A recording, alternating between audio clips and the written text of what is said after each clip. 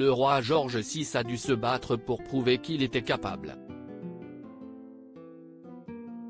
Le fait d'être bègue représente une certaine difficulté pour beaucoup, mais pour un roi, cela n'était même pas envisageable. Avec les nombreuses prises de parole qu'il devait réaliser, le roi George VI a dû être aidé par un spécialiste pour vaincre ce handicap.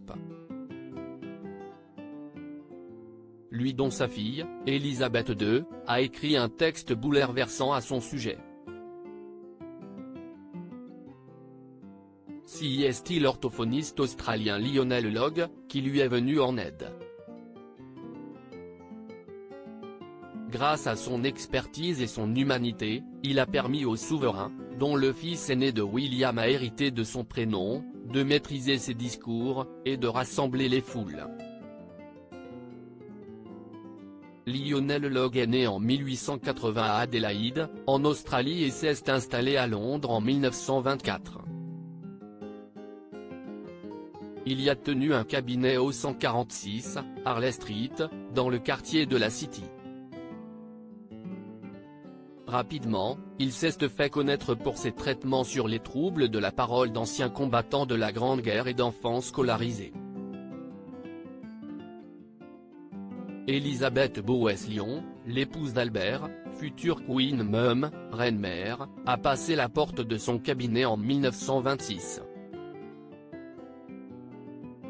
Elle lui a demandé de vaincre le bégaiement de son mari le duc de York, qui avait donné un tendre surnom à sa fille, alors que d'autres orthophonistes n'y étaient pas parvenus. Lionel Logue a accepté sa demande, et a changé le destin de ce dernier. Comment Lionel Logue a-t-il réussi à aider le roi George VI? La journée du 10 octobre 1926 fut marquée par la toute première rencontre entre les deux hommes.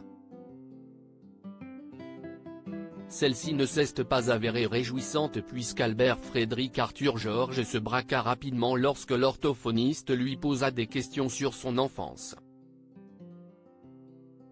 Des traumatismes familiaux étaient en effet la cause du bégaiement du roi.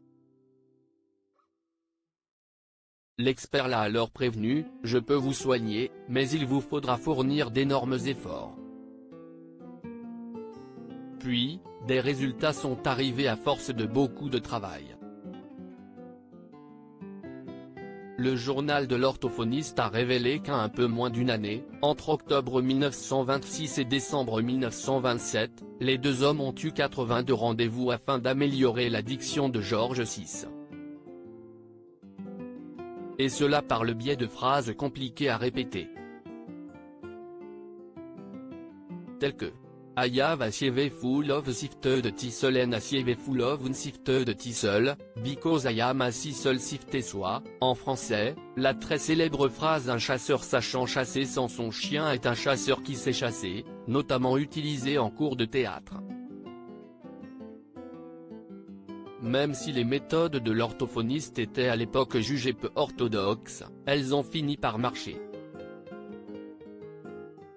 Et la relation entre ceux qui ont travaillé main dans la main n'a cessé d'évoluer en bien.